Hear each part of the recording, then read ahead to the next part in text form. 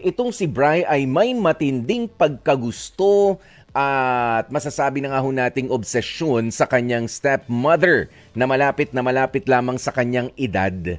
35 years old ang kanyang stepmother, samantalang si Bri ay 27 years old at ang tatay nitong si Bri ay nangingibang bansa.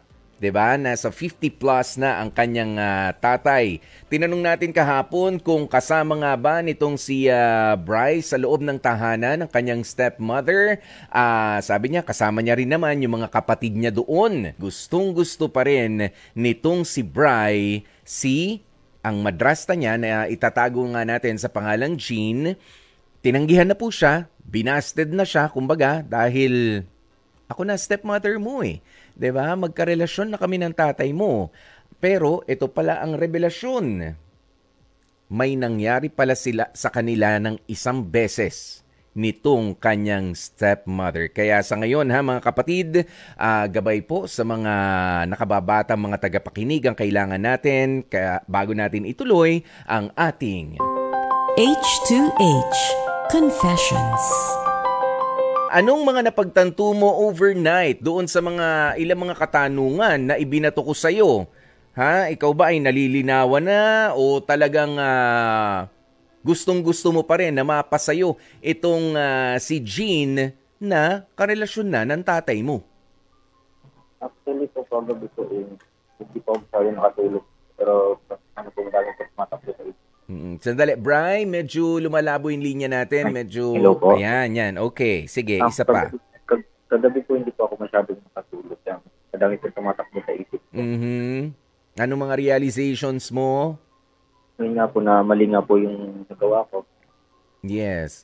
At yung pangyayari sa inyo, balikan lang natin, yung pangyayari sa inyo, parehas ba kayo nakainom nitong madrasta mo noon at ikaw?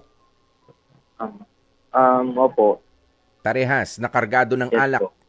Yes po. Okay. O sige, tuloy. Ano yung mga realizations mo pa kagabi? Ayun nga po, doon muna po ako siguro titira sa tita ko po. Hindi muna po ako uwi sa bahay kasi pag tinanong na lang po siguro ako ng father ko. Ano lang po, sabihin ko na malapit po kasi sa work ko. For practical reasons din, Kasi, kaya nga tinatanong ko sa iyo kahapon, Brian, kung mahal mo ba talaga yung tatay mo? Gaano mo kamahal yung tatay mo? I mean, ganito lang yung tingin ko rin dyan, sa nangyari sa inyo ni Jean. Bilang si Jean ay medyo bata-bata rin naman, nasa impluwensya ng alak nung gabing iyon. At ikaw rin, nasa impluwensya ng alak, mas malakas ang loob mo.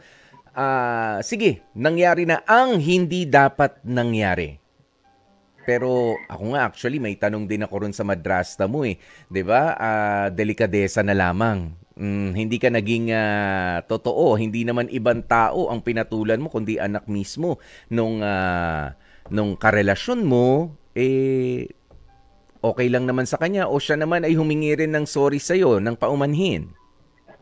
Parang hindi na lang po kami nag-usap. Parang wala na lang po nangyari. Oo, kasi alam mo yung awkward na mga senaryo sa loob talaga ng tahanan, hindi na may iwasan dahil may bahid na ng may bahid na ng mali siya yung nangyari nga sa inyo nitong ng iyong mother-in-law na si Jean. Pero to push your luck even further, ay hindi na siguro. Marami nang masasaktan talaga. Grabihan na ang masasaktan. Brian, unang-una na nga dyan yung tatay mo mismo. Opo. At susunod, syempre, yung mga kapatid nyo, yung mga kapatid mo, nakasama nyo rin sa bahay, di ba? Yes po, yung ate ko po. Yung ate mo, tapos may isa pa ba? Wala po. Yung dalawa ko pong kapatid nasa ibang bansa din. Nasa ibang bansa rin. Pero kahit yun, masasaktan din sila. Di ba kapag nalaman nila yan? At mag-iiba syempre ang tingin nila doon sa stepmother mo at sa'yo. Di ba magkakampi-kampihan yan? It's going to be magulo. Di ba? Magulo yan. Kaya ikaw, kung kaya mong disiplinahin at pigilan na lamang yung sarili mo, para sa akin, alam mo, ang pinaka-statement ko na lang dyan is you had your fun at tumigil ka na dyan. Diba? You had your fun. Okay na yun. Alam mo, yung iba, madaling sabihin kasi na aminin mo, sabihin mo sa tatay mo, sabihin mo sa kapatid mo, yung ganyan. Alam nyo, hindi ganun kadali. Komplikado yan. Di ba? Komplikado yan. Ngayon, kung talaga naman nagsisisi at ikaw naman din kasi yung namuwersa na may mangyari sa inyo ng, ano tawag mo rito? Ng stepmom mo, nung madrasta mo na mas bata nga sa tatay mo, ikaw ba inaamin mo na ikaw rin talaga ang namuwersa nung gabing yon? Opo. Ikaw talaga. At napapayag na lang siya para tumahimik ka na, ganyan. Parang ganun na nga po. Nung bang eksenang yun, medyo konting ano lang tayo, no? Nung eksenang yun, meron ba siyang mga ginawa na anong tawag mo rito, na ginusto niya o ikaw lang lahat ang kumilos para makatapos? Ako lang po lang. Sige, tapos habang ginagawa mo, siya ba ay tumatanggi? Tinataboy ka ba niya? Hindi na din po. Hindi na rin. Oo, kasi pwede rin na ako, sinasabi ko sa'yo, tigilan mo na yan, baka nga ikaw ay mabalikan pa nito madrasta mo at baka makasuhan ka pa ng pamimwersa o nung rape. Ha? Dahil napuwersa siya eh. Oo, ayaw niya. Hindi niya pala gusto yun nangyari. But, diba? Para lang tumigil ka na. Nandyan na yan. Siguro mas gusto niya na lang rin yung payapa. Pero hindi naman natin inaalis na mali talaga yung mga nangyari. Okay? Sa susunod, maghanap ka ng katapat mo, yung bang buong puso at buong kaluluwa na ibibigay ang kanyang sarili sa'yo at yung para sa'yo talaga. Oo, at kung saan ikaw rin naman ay bibigay mo ang buong puso at buong kaluluwa mo sa kanya na makakapareha mo na hindi pag-aari ng iba, kundi kayong dalawa lamang. Okay, Bri? Okay.